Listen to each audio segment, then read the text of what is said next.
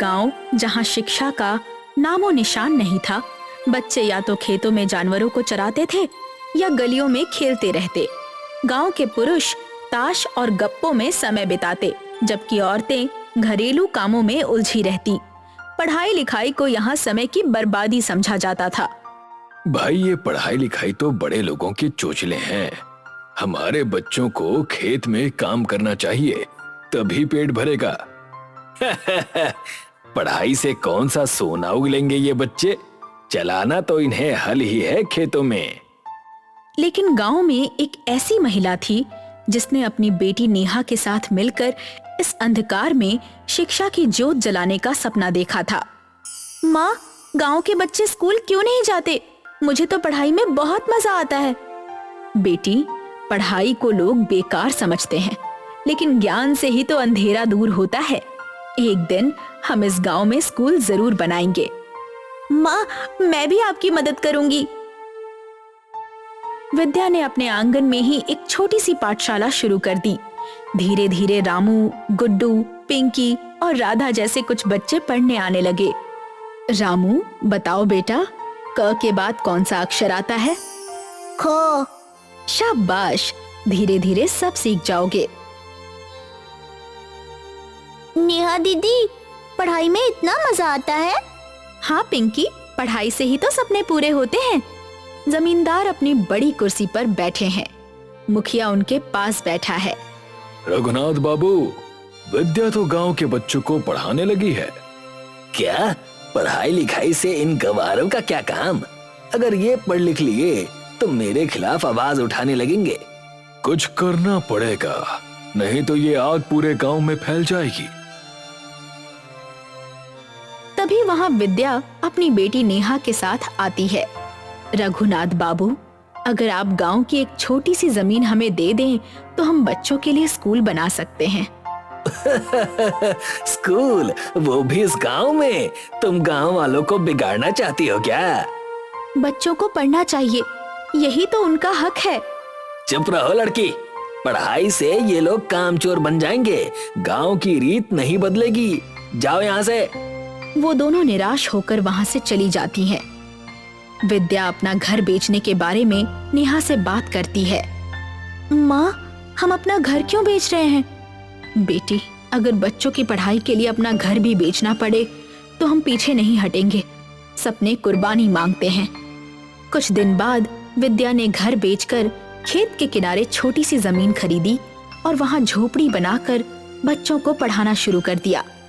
जमींदार को ये सब सहन नहीं हुआ।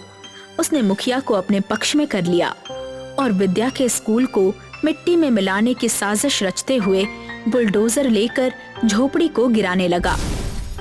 बच्चे डरकर भागने लगे। नेहा दीदी, ये क्या हो रहा है? माँ!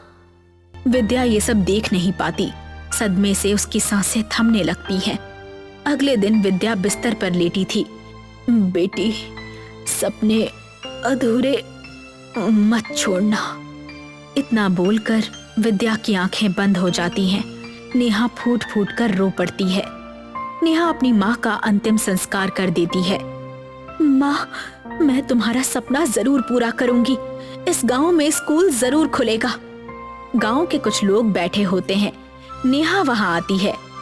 चाचा, बुआ, मेरी माँ का सपना था कि गांव के बच्चे पढ़ें। मैं अकेले ये सपना पूरा नहीं कर सकती। मुझे आप सबकी मदद चाहिए। नेहा, हम गरीब लोग हैं, हम कैसे मदद कर सकते हैं? बस बच्चों को मेरे पास भेज दो। और हाँ, अगर आप सब मिलकर खेत से कुछ केले के पत्ते ला सकें तो। केले के पत्ते? ये क्या करेगी? हम केले के पत्तों से स्कूल बनाएंगे। गांव की औरतें और बच्चे चौंक कर नेहा को देखने लगते हैं। कुछ देर बाद बच्चे केले के पत्ते तोड़ रहे होते हैं। नेहा उन्हें समझा रही थी। रामू, पत्ते ध्यान से तोड़ना ताकि बड़े पत्ते सलामत रहें। नेहा दीदी, ये पत्ते स्कूल बनाने में कैसे काम आएंगे? मुझे नहीं पता रामू, लेकिन माँ कहती थी कि कोशिश करने से कुछ भी नामुमकिन नहीं होता। पिंकी और राधा भी पत्ते जमा कर रही होती हैं। नेहा दीदी, ये स्कूल कितना हरा होगा ना? हाँ पिंकी, ये हमारा सपना है और सपने रंगों से नहीं, इरादों से पूरे होते हैं। तभी एक वृद्ध साधु वहां आता है। बेटी, ये इतने सारे केले के पत्ते क्यों तोड़ रही हो? बाबा, मेरी माँ का सपना था कि गांव में स्कूल खुले, लेकिन जमींदार ने उसे उजाड़ दिया। अब मैं केले के पत्तों से स्कूल बना रही हूँ। केले के पत्तों से स्कूल? ये कैसे संभव है? बाबा, मुझे नहीं पता, लेकिन माँ ने कहा था कि अगर दिल से कुछ चाहो तो कुछ भी नामुमकिन नहीं होता। बेटी, तुम्हारे केले के पत्तों का स्कूल जरूर बनेगा। ईश्वर तुम्हारी मेहनत को व्यर्थ नहीं जाने देंगे। नेहा और बच्चे केले के पत्तों से स्कूल बनाने का प्रयास करने लगते हैं। रामू, पत्तों से छत बनाओ और हाँ, दीवारों के लिए इन बड़े पत्तों को खड़ा करो। नेहा दीदी, बैठने के लिए क्या करें?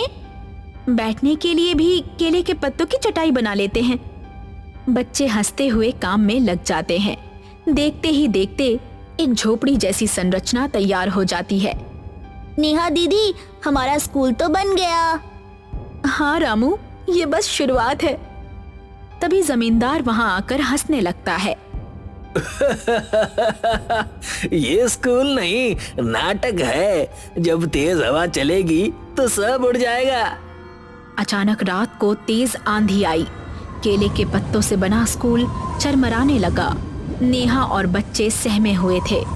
भगवान, मेरी माँ का सपना मत तोड़ना। तेज हवा चलने लगती है। पत्तों की दीवारें गिरने लगती हैं।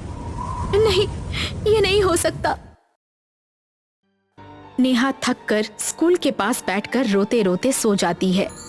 अगली सुबह नेहा की आंखें खुलती है कि केले के पत्तों से एक अद्भुत स्कूल बन गया था, जहां क्लासरूम और यहाँ तक कि कंप्यूटर तक मौजूद थे, और वो सब अद्भुत तरीके से केले के पत्तों से ही बने थे। हर कोना ज्ञान से भर गया था। केले के पत्तों का स्कूल पहले से ज्यादा मजबूत हो चुका था। नेहा दीदी, देखो, हमारा स्कूल तो पहले से भी अच्छा हो गया। नेहा मुस्कुराकर आसमान की ओर देखती है। माँ, आपका सपना अब जरूर पूरा होगा। स्कूल में बच्चे पढ़ाई कर रहे थे। तभी कुछ पत्रकार वहां पहुंचते हैं।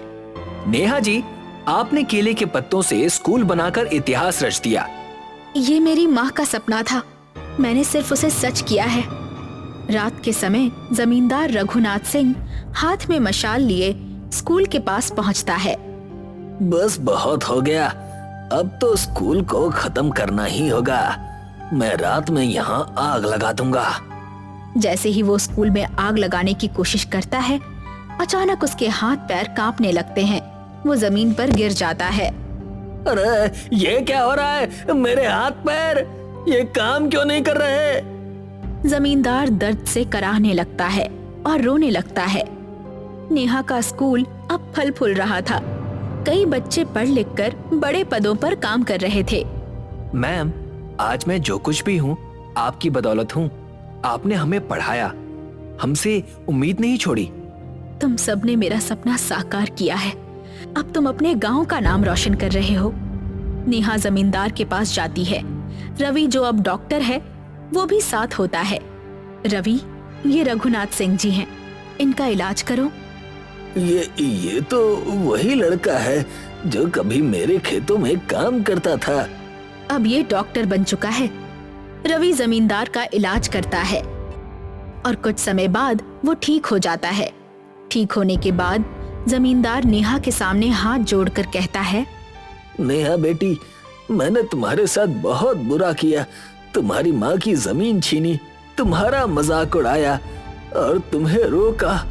मेरी ही वजह से तुम्हारी माँ समय से पहले चल बसी, लेकिन तुमने फिर भी मेरी मदद की। क्योंकि मैं शिक्षित हूँ और तुम अशिक्षित थे। शिक्षित और अशिक्षित में यही फर्क होता है। बदले की भावना हमें अपाहिज बना देती है। शिक्षित लोग बदला नहीं लेते, वो समाज को बदलने की कोशिश करते हैं। नेहा बच्चों के साथ खेल रही होती है। तभी अचानक वही साधु आता है जिसने नेहा को पहले आशीर्वाद दिया था। बाबा, आप तो वही साधु महाराज हैं जिन्होंने मुझे आशीर्वाद दिया था। बेटी, तुम्हारी हिम्मत और लगन देखकर मैं बहुत प्रभावित हुआ था। वैसे जिसके अंदर सच्ची हिम्मत और लगन होती है उसे चमत्कार की जरूरत नहीं होती। आपका आशीर्वाद ही था बाबा, जिससे मेरा सपना पूरा हो गया। अब तुम्हारा केले के पत्तों का स्कूल पूरी दुनिया में प्रसिद्ध हो गया है। तुमने साबित कर दिया कि शिक्षा से बड़ा कोई चमत्कार नहीं। साधु नेहा को आशीर्वाद देकर चला जाता है। बागपुर नाम का एक गांव था जिसके इर्द गिर्द सिर्फ नदियां थी। इस गांव के सामने ही ज्ञानपुर नाम का गांव था। बागपुर में स्कूल ना होने के कारण वहां के बच्चे हर दिन नाव से नदी पार करके ज्ञानपुर में आया करते थे, जहां पर एक ज्ञानपुर हाई स्कूल नाम का स्कूल था। उस स्कूल में रियान नाम के टीचर पढ़ाते थे, जिन्होंने अपनी पढ़ाई ऑक्सफोर्ड यूनिवर्सिटी इंग्लैंड से की थी। तो बच्चों, याद रखना, हम पहले बंदर थे, फिर धीरे धीरे हमारा विकास हुआ और हम इंसान बन गए। मगर सर, मेरे पिताजी तो कहते हैं कि हम पहले से ही इंसान थे। हमें ईश्वर ने खुद अपने हाथों से बनाया है। तुम्हारे पिताजी ये इसलिए कहते हैं बेटा, क्योंकि उन्हें ये बात पता ही नहीं है। इस दुनिया में कोई ईश्वर है ही नहीं। ये दुनिया हजारों सालों से बनती आ रही है अपने विज्ञान के हिसाब से। और कोई सवाल बेटा? नहीं सर। रियान हर दिन देखता था कि बच्चे दिन ब दिन स्कूल कम आ रहे हैं, खासकर पास के गांव बागपुर से। रियान नाव में बैठकर बागपुर आ जाता है ताकि वो जान सके कि ऐसा क्या है जिस वजह से बागपुर के बच्चे स्कूल नहीं आ रहे हैं। रियान को एक बच्चा दिखाई देता है जो कई दिनों से स्कूल नहीं आ रहा था। वो बच्चा अपने पिता के साथ ईंटों और रेत में काम कर रहा था। बेटा, तुम कई दिनों से स्कूल नहीं आए हो। नहीं आएगा मेरा बेटा। यहाँ खाने के लिए खाना नहीं है और नाव से स्कूल भेजने के लिए पूरे दिन की कमाई हम कैसे दे दें? मगर बच्चों की पढ़ाई भी तो जरूरी है ना। नहीं हो पाएगी सर जी, हमें माफ कर दीजिए। मेरा बच्चा मेरी ही तरह अब मजदूर बनेगा इसी गांव में। जब रियान ये सब देखता है, उसका दिल टूट जाता है और इस बात को लेकर वो बागपुर के प्रधान के पास पहुंचता है और उनसे कहता है, इस गांव में अब तक स्कूल क्यों नहीं बना है? बच्चों को एक गांव से दूसरे गांव इस बहती नदी को पार करके आना पड़ता है। नहीं बनेगा सर जी, सरकार पैसा ही नहीं भेजती है तो स्कूल कैसे बनाए? अपनी जेब से पैसे डालकर तो नहीं बना सकता हूं ना। और रही बात नाव के किराए की, वो तो सब मेरे ही हैं। तो एक व्यापारी होने के नाते मैं अपना मुनाफा तो देखूंगा ही ना। सरकार पैसे भेजती है, भले ही मैं दूसरे गांव से इस गांव में आया हूं, मगर आपके बारे में भी मैंने लोगों की बातें सुनी है। जो सरकार पैसे भेजती है उन्हें आप अपनी जेब में डालते हैं और उन्हीं से आपने नाव के व्यापार में एकाधिकार कर लिया है। देखिए सर जी, आप आए हैं दूसरे गांव से ना, ऊपर से शिक्षक हैं, इसलिए थोड़ी इज्जत दे रहा हूं। और अब इज्जत से कह रहा हूं कि आप चुपचाप अपने गांव चले जाइए। यहाँ कुछ नहीं बनने वाला, स्कूल तो भूल ही जाइए। रियान निराश हो जाता है और अपने घर रात के समय सोचता है कि कैसे इन बच्चों की मदद करूं। वो अपना फोन उठाता है और अपनी दोस्त हीर को कॉल लगाता है। हीर इंग्लैंड से फोन उठाती है। हाँ रियान, बोलो ना। रियान अपनी सारी समस्या अपनी दोस्त हीर से बताता है, जिसे सुनकर हीर उससे कहती है, मुझे रियान एक बात नहीं समझ आती। तुमने ऑक्सफोर्ड यूनिवर्सिटी से पढ़ाई की है, फिर भी तुम एक छोटे गांव में टीचर की नौकरी कर रहे हो। तुम्हें तो यहाँ कोई भी नौकरी दे देता, उसमें भी तुम अब दूसरे गांव की समस्या लेकर बैठे हो। मेरे पिताजी ने कहा था कि एक इंसान को प्रगति करने के लिए, एक इंसान के विकास के लिए शिक्षा बहुत जरूरी है। इसीलिए तो उन्होंने अपने सारे जमा किए हुए पैसों को मेरी शिक्षा में लगा दिया। शिक्षा छोटे गांव में बहुत महंगी है और ये बात मैं बहुत अच्छे से जानता हूं, मगर बागपुर में तो कोई स्कूल ही नहीं है। क्या चाहते हो रियान? कहो, मैं किस तरह से तुम्हारी मदद करूं? मैं चाहता हूं कि तुम थोड़े पैसों की मेरी मदद कर दो, जिससे मैं बागपुर में स्कूल खड़ा कर सकूं। रियान, जब तुमने बात की ना, तभी मुझे याद आया कि इंडिया में ही मेरे पिता की कंपनी पानी में तैरने वाली इमारतें बना रही है। मैंने सुना है उन्होंने एक स्कूल भी बनाया है, मगर वो शहर में किसी काम का नहीं है। शायद वो तुम्हारे काम आ जाए। बिल्कुल, ये तो मेरी पूरी समस्या का समाधान है हीर, मगर मेरे पास इतने पैसे नहीं हैं। बिल्कुल चिंता मत करो, 3 दिन में वो तैरता हुआ स्कूल तुम्हारे गांव में पहुंच जाएगा, वो भी तैरते हुए। शुक्रिया हीर, बहुत बहुत शुक्रिया। रियान 3 दिन तक इंतजार करता है। हर दिन स्कूल में पढ़ाने के बाद वो नदी किनारे जाकर खड़ा हो रहा था। जैसे ही तीसरा दिन आता है, रियान एक बड़े से इमारत को एक बड़े से पत्थर के ऊपर आते देखता है। थोड़ी देर में वो तैरता स्कूल नदी किनारे आकर रुक जाता है। रियान देखता है कि स्कूल की छतों पर सोलर पैनल लगे हुए हैं, जिससे ये स्कूल बिना तेल के ही अपने आप एक किनारे से दूसरे किनारे तक जा सकता है। अब रियान अपना खुद का स्कूल खोल चुका था, जो बागपुर से लेकर ज्ञानपुर दोनों जगह के बच्चों को पढ़ा रहा था। बागपुर में वही आदमी जो अपने बच्चे को पढ़ा नहीं पा रहा था, अपने बच्चे को तैरते स्कूल में छोड़ने आया था। तुम्हारा बहुत बहुत शुक्रिया, तुम्हारी वजह से अब मेरा बेटा आगे की शिक्षा ले पाएगा। ईश्वर तुम्हारा भला करे। ईश्वर का तो नहीं पता, मगर आप मुझे शुक्रिया मत कहिए। बस अब आगे से अपने बच्चे को समय पर इस तैरते स्कूल में भेज दिया कीजिएगा। रियान तैरते स्कूल में बच्चों को पढ़ाने लगता है और दूसरी ओर प्रधान का कामगार अम्बी नाव के व्यापार की खबर लेकर प्रधान के पास पहुंचता है। आओ आओ अम्बी, आज तो अच्छी खबर लेकर आए हो ना। प्रधान जी, जब से आपने नाव से जाने आने की कीमत बढ़ाई है, तब से ही व्यापार खराब चल रहा है। गांव वालों ने अपने बच्चों को स्कूल भेजना भी बंद कर दिया है। तो उससे मेरा क्या लेना देना? ना भेजें अपने बच्चों को स्कूल में। अनपढ़ रहेंगे तो अपने माँ बाप की तरह ही मेरी गुलामी तो करेंगे। नहीं करेंगे प्रधान जी। रियान कोई तैरते हुए स्कूल को बागपुर में लेकर आया है। करीब 2 हफ्ते हो चुके हैं और जब से वो तैरता स्कूल आया है, तब से धंधा मंदा हो गया है और धंधा भी ज्यादा दिन टिक नहीं पाएगा अगर ऐसा ही चलता रहा तो। इसीलिए मुझे पढ़े लिखे लोग पसंद नहीं। हमेशा मेरे रास्ते का रोड़ा बन जाते हैं। क्या तैरता स्कूल सच में तैरता है? हाँ, सच में पानी में तैरता है। यह स्कूल रखता कहाँ पर है? नदी के किनारे, यहीं बागपुर में। सुबह उठते ही वो फिर से उसे लेकर आता है ताकि कोई उस स्कूल को नुकसान न पहुंचा सके। इसीलिए वो तैरते स्कूल को थोड़े पानी में रखता है। मानना पड़ेगा, रियान के पास बुद्धि तो है। अब मैं तुझे दिखाता हूँ कि मेरी ये दाढ़ी मूछे ऐसे ही सफेद नहीं हुई। अम्बी, तेल के गैलन का इंतजाम करो। क्यों प्रधान जी? बताता हूँ, सब बताता हूँ।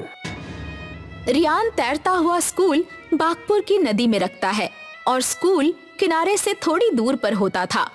रात को अम्बी और प्रधान बहुत सारे तेल से भरे गैलनों के साथ नदी किनारे आते हैं। अब देखता हूँ ये रियान स्कूल को कैसे बचाता है। आप क्या करने की सोच रहे हैं? इस तेल के गैलन को पानी में उड़ेलना शुरू कर दो। हम पानी में ही आग लगा देंगे, जिससे धीरे धीरे आग स्कूल तक पहुंच जाएगी। ये गलत है प्रधान जी। तुझे अपने बारे में नहीं सोचना क्या? तो खुद सोच, अगर ये सारे गरीब बच्चे पढ़ने लग जाएंगे तो ये सब तेरे बच्चे से ज्यादा पढ़े लिखे हो जाएंगे और आगे चलकर तेरे लिए और तेरे बच्चों के लिए काम करने से मना कर देंगे। बात तो आप सही कह रहे हैं प्रधान जी। प्रधान और अम्बी तेल के गैलनों को पानी में पलटना शुरू कर देते हैं। अम्बी अपनी जेब से माचिस निकालता है और प्रधान को दे देता है। ये लीजिए प्रधान जी, माचिस। तुझे लगता है अगर तू आग नहीं लगाएगा तो तेरे ऊपर इसका पाप नहीं लगेगा? तू और मैं, हम दोनों इस पाप के भागी हैं अम्बी।